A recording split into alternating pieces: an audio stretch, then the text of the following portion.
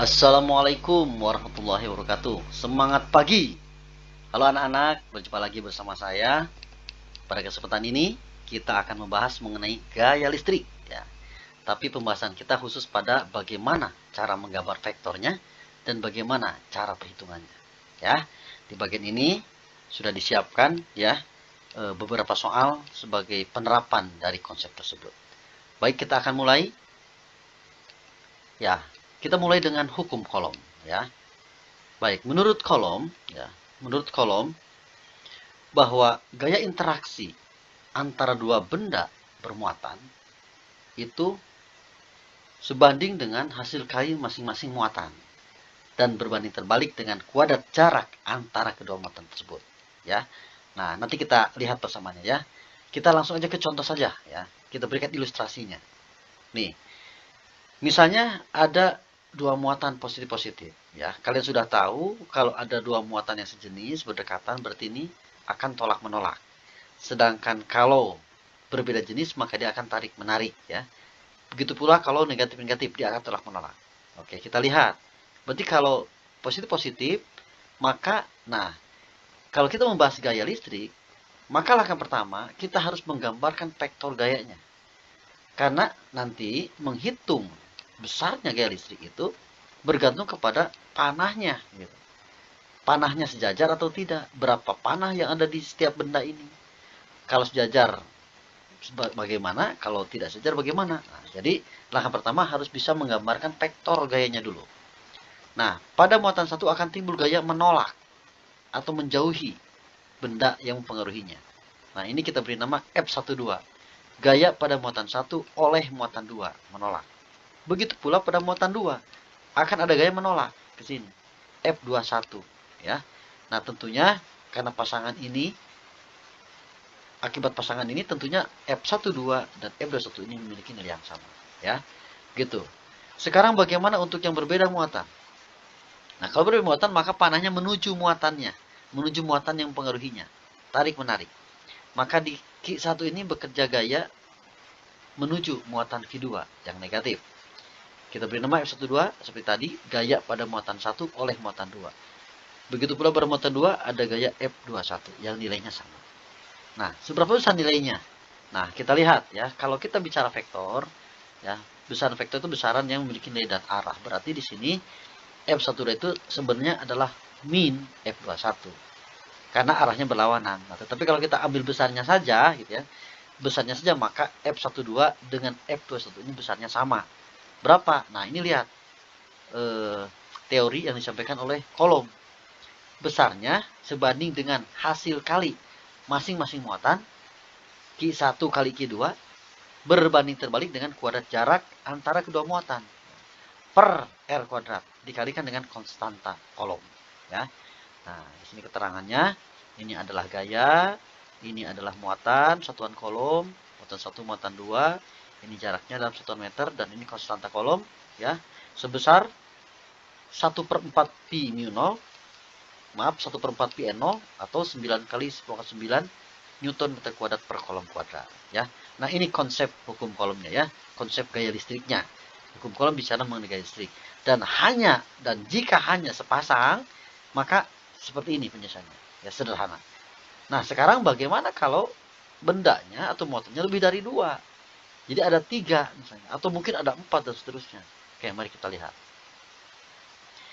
Penerapan hukum kolom untuk muatan yang segaris. Kita ambil 3 saja dulu ya. Oke, ada 3 muatan. Positif, negatif, negatif. Q1, Q2, Q3. Jaraknya 1 ke 2 kita beri nama R12, 2 ke 3 kita beri nama R23. Begitu pula untuk 1 ke 3 kita beri nama R13 ya. Nah, kita lihat satu-satu. Pada muatan pertama, akibat muatan 2, akibat muatan negatif, pada muatan 1 ini akan timbul gaya mendekati ke kanan. Yang tarik menarik ya, F12. Lalu pada muatan 1 akibat muatan 3 juga sama ke kanan, mendekati F13. Oke ya. Sekarang pada muatan 2 akibat muatan 1 ini tarik menarik, berarti pada muatan 2 ini ada gaya ke kiri F21. Muatan 2 dengan muatan 3 ini tolak menolak, berarti ke kiri juga F23. Oh ya, gitu. Nah, sekarang bagaimana pada muatan 3? Muatan 3 interaksi dengan muatan 1, positif negatif. Tarik menarik, berarti ke kiri. Tuh, F31. Lalu, muatan 3 dengan muatan 2, ini tolak menolak, berarti ke kanan. Nah, F32. Nah, gitu ya, Dede ya. Ini mudah sekali gitu. Jadi pokoknya tarik menarik itu kalau berbeda muatan, tolak menolak itu kalau sejenis gitu. Nah, selanjutnya karena pada setiap muatan ini timbul dua gaya ya akibat interaksi dengan dua benda lainnya, maka di sini kita bisa hitung jumlahnya atau resultannya pada setiap muatan. Ya, begitu. Kita lihat. Resultan gaya listrik pada muatan 1. Berarti ini ada dua panah ke kanan. Nah, kita pakai aturan. Ya, kalau hanya segaris begini, kita pakai aturan. Panah ke kanan bernilai positif, panah ke kiri bernilai negatif. Berarti pada muatan 1 ini dua-duanya positif. Maka F1 atau resultan pada muatan 1, F1 sama dengan F12 ditambah F13. Gitu ya. Nah, sekarang kalau dibuka F12 itu apa? Tentunya adalah K dikali Q1 dikali Q2 dibagi R12 kuadrat. Lalu F13 berarti K dikali Q1 dikali Q3 dibagi R13 kuadrat. Nah, gitu ya. Oke, itu konsisten. Baik, kita lihat sekarang pada muatan 2. Bagaimana resultannya? Dua-duanya ke kiri. Berarti min F21 min F23. Nah, ya, begitu. Apa itu min F21? Berarti F21 K kali Q2 kali Q1 per R12 kuadrat. Lalu F23 K dikali Q2 dikali Q3. Kan kodenya 23 berarti Q2 Q3 per R23. Ya, begitu. Begitu pula untuk yang muatan ketiga. Satu kanan, satu kiri. Berarti F32 positif, F31 negatif. Maka F32 dikurangi F31. Ya. F32 berarti K dikali Q3 dikali Q2 per R23. F31 K dikali Q3 dikali Q1 per R13 kuadrat. Ya. Begitu. Jadi polanya sama terus diulang. Meskipun ini mau 3 benda, mau 4 benda, mau 5 benda gitu ya. Pokoknya ketika di sebuah muatan itu ternyata ada beberapa gaya, apalagi cuma segaris, sama-sama segaris, tetap ngitungnya sepasang-sepasang gitu. Ya. Tidak semuanya sekaligus kan, tidak, sepasang-sepasang saja gitu. Asal jangan lupa mana muatannya, mana jaraknya gitu ya. Nah, ingat ke kanan positif, ke kiri negatif ya. Nah, itu dasar untuk muatan yang segaris. Sekarang, bagaimana kalau muatannya tidak segaris? Oke, ini akan lebih menarik ya, akan lebih menarik. Karena di sini akan ada teknik-teknik yang lain ya, kalau sudah bicara ke soal. Baik, ada 3 muatan. Yang muatan 1 dan muatan 3 positif-positif, muatan 2-nya negatif. Oke, kita lihat pada muatan 1. Oleh muatan 2, kemana? Plus min, tarik menarik, berarti ini ke bawah. Oh, ya. F12. Muatan 1 dan muatan 3. Ini tolak menolak, berarti ke kiri. Plak. F13. Oke, pada muatan 2. Muatan 2 interaksi dengan muatan 1. Tarik menarik dong, ke atas. Oh, ini lihat tuh ada sudutnya ya.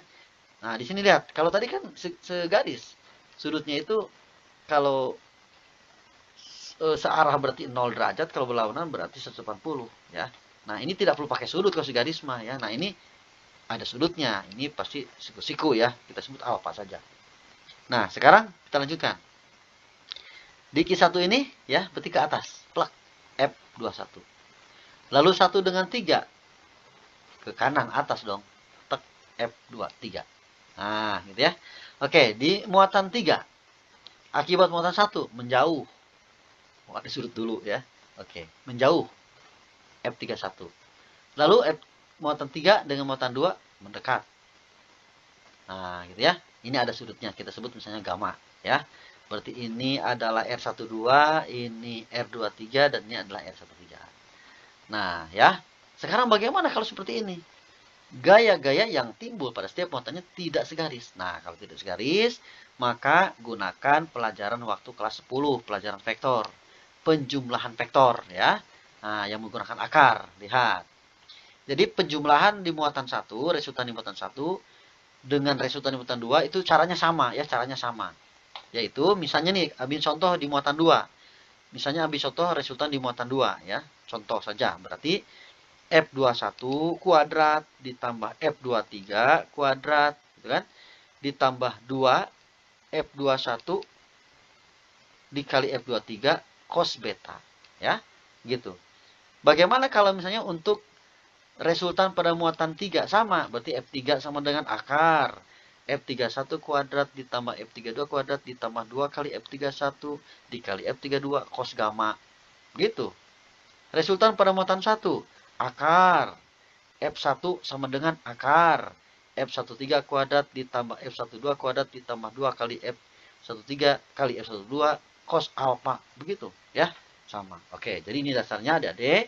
Nah, sekarang supaya tambah jelas, supaya tambah mengerti, ya kalian simak sampai selesai videonya. Jangan lupa, jangan dipotong-potong ya, biar sempurna pemahamannya.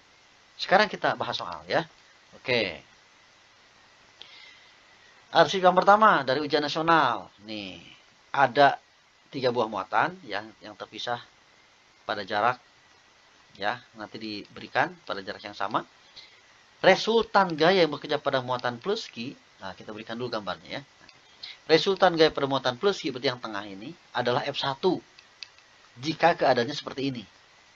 Jadi, plus Q ke plus 2Q itu A jaraknya, plus Q ke min 2Q itu A juga jaraknya. Dalam keadaan seperti ini, maka resultannya disebut F1. Nah, kemudian, jika muatan min 2Q, nah ini min 2Q yang negatif, digeser menjauh, sejauh A, menjauhi muatan plus Q sejauh A, berarti ini sudah begini digeser lagi ke sini. Set, sejauh A lagi, berarti nanti menjadi 2A jaraknya. Nah, ternyata resultan gaya pada plus Q menjadi F2. Oke, nah berapakah perbandingan F1 dan F2? Oh, berarti hitung dulu satu-satu. Dalam keadaan 1, bagaimana resultan F1 F2-nya? F1 bagaimana? F1 itu bagaimana? Lalu keadaan kedua bagaimana? Oke, kita lihat. Nah, pada muatan 1, pada muatan tengah ini, pada muatan plus Q, akan timbul gaya ke kanan akibat muatan yang sebelah kiri. Ya, kita beri nama misalnya F21. Ini 1, ini 2, ini 3 ya. Nah, menjauh. Akibat muatan min 2Q, dia mendekat. Berarti sama-sama ke kanan. F23. Nah, kita lihat ya. Nah, berarti resultannya atau F1 itu adalah F21 tambah F23.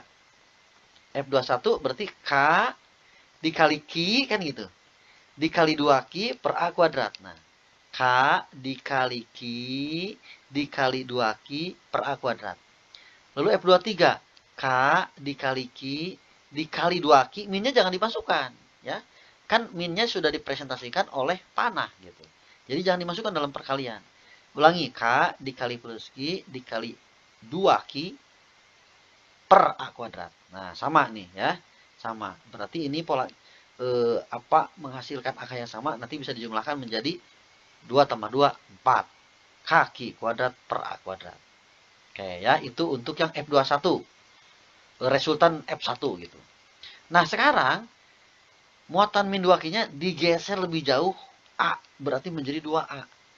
Sementara plus 2Q-nya tetap. Nah, artinya komponen F21 akan tetap nilainya. Komponen F23 akan berubah. Karena R-nya jadi 2 kali. Oke, kita lihat ya. Nah, pindahkan ke sini. Jadi maksudnya tuh, ini tuh, kalau di gambar sini kan nggak cukup gitu. Jadi digeserkan gitu. Seolah-olah ini bergeser sana, lalu di capture, pindahkan ke sini ya. Gitu. Jadi plus Q, min 2Q sejauh 2A. Berarti di sini akan timbul kayak ke kanan. Ya, F23-nya. F23-nya timbul ke kanan. Nah, F21-nya nggak usah digambar ya. Karena ini cuma di sini saja. Artinya F21 tidak berubah ya. Nah, F23-nya saja ini sekarang menjadi, nah, lihat. Ini adalah F21, tidak berubah. Nah, F23-nya berubah. Jadi pernya jadi per 2A dikuadratkan atau 4A kuadrat. Berarti 2 per 4 jadi setengah. Berarti menjadi 2 ditambah setengah. 5 per 2. Nah, gitu ya. Nah, F1 kejadian pertama sebelum digeser itu 4. Setelah digeser jadi 5 per 2. Komponen belakangnya kan sama. Nah, sekarang akan kita bagi, akan kita bandingkan F1 per F2. Kan tinggal dicoret. Nah, coret saja yang samanya. Jadi 4 bagi 5 per 2. Artinya 4 kali 2 per 5. 8 per 5. Oke ya. Nah ini yang muatan segaris. Sekarang yang berikutnya adalah bagaimana kalau soal untuk yang muatannya tidak segaris. Oke ya, kita lihat. Nah seperti ini keadaannya. Hitunglah resultan gaya R ya, resultan gaya R pada muatan Q. Nah, yang ini. Q kecil nih, yang ini. Plus Q ya. Jadi gambarnya di sini Q kecil itu plus, Q besar ini plus, lalu yang biru ini negatif. Q kiri yang biru dengan Q kanan ini muatannya sama besarnya. Q satu Q besar gitu ya. Muatannya sama tapi jenisnya berbeda. Oke ya. Nah, ditanyakan resultan di sini di Q. Oke, pertama-tama kita gambar dulu. Per. Lalu kita gambar akibat ini ke sini per. Ya, namanya kita sebut F, di sini kita sebut F. Nah, tunggu dulu. Kenapa ini tidak F1, F2? Oke, perhatikan komponennya. Gaya yang pertama misalnya. Berarti Q muatannya dikali Q dibagi R kuadrat ya. Jadi muatannya Q lalu Q besar jaraknya R. Yang ini juga sama. Q besar bagi R kuadrat. Nah, artinya F-nya bakal sama gitu. Karena komponen-komponennya sama. Nah, daripada kita membuat F1, F2, kita ambil saja simbol F. Ya, begitu maksudnya. Nah, berarti resultannya adalah ke sini. Boleh kita gambar dengan teknik jajaran genjang misalnya. Nah, berarti ini resultannya. Ya, akan menghasilkan resultan lurus ke kiri. Kita beri nama R. Ya. Oke. Nah, sekarang kita lihat. R itu bagaimana? Oke ya, R itu bagaimana? Nah, R ini nanti antara F dengan F itu akhirnya membentuk sebuah sudut peta ya, yang nanti akan kita pecah menjadi alfa dan alfa. Kenapa harus dipecah? Nanti akan kelihatan ya, nanti akan dijelaskan. Oke ya. Nah, di sini alfa ini ya, nilainya bisa digunakan segitiga yang bawah ini. Nah, kan ini alfa, ini namanya sehadap ya, begitu. Nah, berarti segitiga ini komponennya adalah sisi miringnya R, sisi depannya kita beri nama D, dan sisi sampingnya adalah L bagi 2, setengah L. Ya. Oke, sekarang kita lihat perhitungan resultannya dulu. Oke, berarti akar, ya, ini akar, F kuadrat tambah F kuadrat tambah 2F kuadrat cos theta. Ini F kuadratnya bisa kita geserkan. F kuadrat tambah F kuadrat menjadi 2F kuadrat. Ini 2F kuadrat, berarti 2F kuadrat bisa keluar dalam kurung 1 tambah cos akar. Ya, oke, kita simpan. Lalu 1F-nya ini berapa nilainya? 1F-nya berarti K dikali Q kecil dikali Q besar per R kuadrat. Nah, ya, itu nilai 1F-nya. K dikali Q kecil kali Q besar per R kuadrat. Oke, nah sekarang kita ke sudut. Karena di sini ada cos theta. Kita harus cari dulu bagaimana cara cos theta itu mendapatkannya ya. Nah, berarti theta sama dengan 2 alfa. Alfa tambah alfa. Nah, menurut kita boleh tulis juga cos theta berarti cos 2 alfa ya. Nah, menurut trigonometri cos 2 alfa atau cos alfa tambah alfa itu sama dengan cos alfa kali cos alfa dikurangi sin alfa kali sin alfa plus jadi min gitu. Atau cos kuadrat alfa dikurangi sin kuadrat alfa. Nah, di sinilah butuhnya alfa. Dari segitiga ini kita bisa mendapatkan cos alfa. Cos sama dengan sa per mi. Sa per mi. L per 2 per R. Itu cosnya. Kalau cos kuadrat itu tinggal dikuadratkan saja. Lalu sin. Demi. De per mi. Berarti D per mi. D-nya cari dulu. Ya. Dalam komponen R dan setengah L ini D itu bagaimana? Gitu ya. Nah, D ini menggunakan Pitagoras tentunya. Kita dapat berarti R kuadrat dikurangi L per 2 kuadrat atau L kuadrat per 4. Nah, itu adalah nilai D-nya ya. Oke, sekarang kita masukkan. Cos alfa L per 2 per R dikuadratkan. Berarti seperempat L kuadrat per R kuadrat. Sin alfa. Sin demi. D-nya panjang nih. R kuadrat kurangi L kuadrat per 4 akar. Nah, itu adalah D-nya. Per R. Kurung tutup dikuadratkan. Jadi hilang akarnya nih.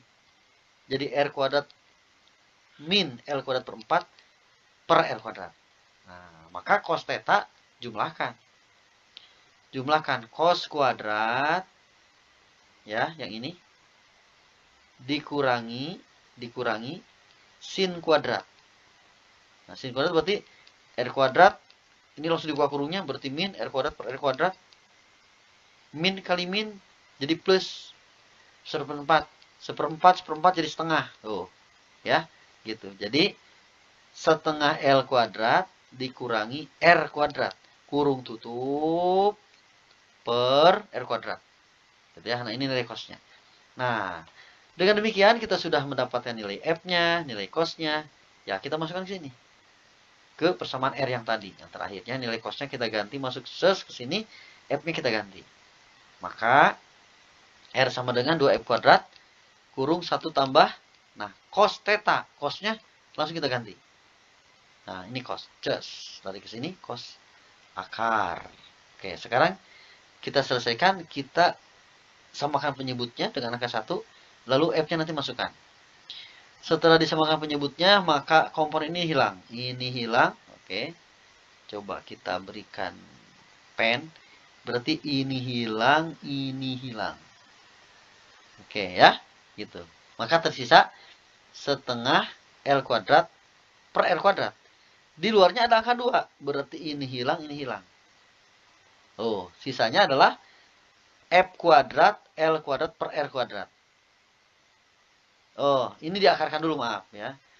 Ya, jadi F kuadrat ya kali L kuadrat per R kuadrat. Nah, ini sisanya F kuadrat dibulatin F kuadrat dikali L kuadrat dibagi R kuadrat. Nah, ini diakarkan jadi FL bagi R. Nah, ini hasil akhirnya. Nah, kita masukkan nilai F-nya. F-nya ganti jadi kaki Q per R kuadrat kali L per R. Nah, atau berarti kaki QL per R pangkat 3. Nah, ya, adik-adik. Begitu. Nah, di sini kalian ulang ya. Simak lagi video ini, diulangi untuk membahas terutama bagaimana ini mendapatkan cos-nya ya. Nah, ini variasinya. Ini adalah soal SBMPTN dan ini termasuk soal yang sulit. Tapi meskipun ini termasuk soal sulit, kalau kalian sering mengulang, nanti akan mendapatkan pemahaman yang baik dan tahap-tahapan itu bisa kalian lewati. Di sini kalian tidak usah menanyakan, Pak, ada nggak cara cepat? Tidak perlu ya. Tapi paham dulu. Kalau sudah benar-benar paham, maka kalian bisa menyingkat beberapa langkah. Akhirnya jadi cepat sendiri gitu. Daripada menghafalkan cara cepat kan jadi pusing sendiri gitu ya. Oke adik-adik, demikian untuk video dalam kesempatan ini. Dan kalian tetap sehat ya, jaga kesehatan ya. Dan jika kalian merasakan manfaat dari video ini, jangan lupa dukung kami dengan mengklik subscribe, like, dan komen. Terima kasih. Assalamualaikum warahmatullahi wabarakatuh.